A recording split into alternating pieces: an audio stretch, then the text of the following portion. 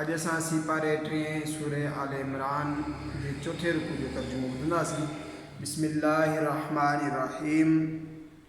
ए महबूब तू फरमाए त ए इंसानो, जेकॾहिं तव्हां अल्लाह खे दोस्त रखो था त मुंहिंजा फरमान बरदार थी वञो। अल्लाह तव्हांखे दोस्त रखंदो ऐं तव्हांजा गुनाह बख़्शे छॾींदो ऐं अल्लाह बख़्शणहार महिरबान आहे। तू फरमाए त अल्लाह ऐं रसूल जो हुकुम मञो, पोइ जेकॾहिं उहे मुंहुं फेरिन त अल्लाह खे काफ़र पसंदि न आहे। बेशक अल्लाह चूंडियो आदम ऐं नूह ऐं इब्राहिम जी आल ऐं इमरान जी आल खे समूरे जहान मां। हीउ हिकु नस्ल आहे हिकु ॿिए मां ऐं अल्लाह ॿुधंदड़ ॼाणंदड़ आहे। जॾहिं इमरान जी बीबी अर्ज़ु कयो, ए मुंहिंजा रब, मां तुंहिंजे वास्ते नज़र यानी बास मञियमि त जेकी मुंहिंजे पेट में आहे ख़ालिस तुंहिंजी ख़िदमत में रहे, त तूं मूंखां क़बूल फरमाए। बेशक तूं ई ॿुधंदड़ ॼाणंदड़ आहीं।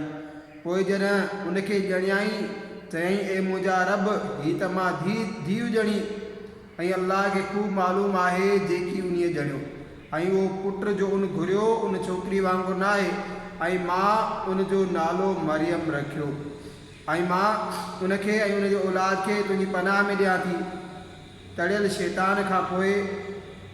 पोइ उनखे संदसि रब चङी तरह क़बूल कयो ऐं उनखे चङी तरह पाले वॾो कयईं ऐं उनखे ज़करिया जी निगहबानी में ॾिनई।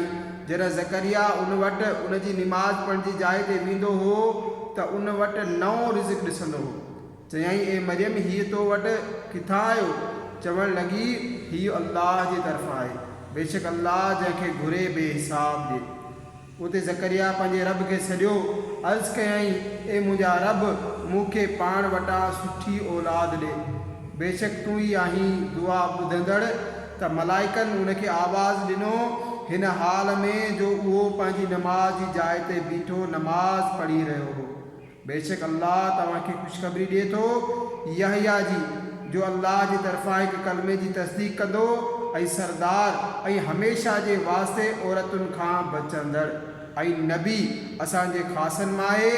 अर्ज़ु कयईं, ए मुंहिंजा रब, मूंखे पुटु किथां थींदो? मूंखे त पोढ़ाए पहुची वई ऐं मुंहिंजी ज़ाल संढ आहे। फरमाईं, अल्लाह ईअं ई कंदो आहे जेकी घुरे। अर्ज़ु कयईं, ए मुंहिंजा रब, मुंहिंजे वास्ते का निशानी मुक़ररु कर। फरमायाईं, तुंहिंजी निशानी हीअ आहे जो 3 ॾींहं तूं माण्हुनि सां न ॻाल्हाईंदे मगर इशारे सां ऐं पंहिंजे रब खे घणो यादि कर ऐं उनजी पाकाई बयानु कर शाम ऐं सुबुह।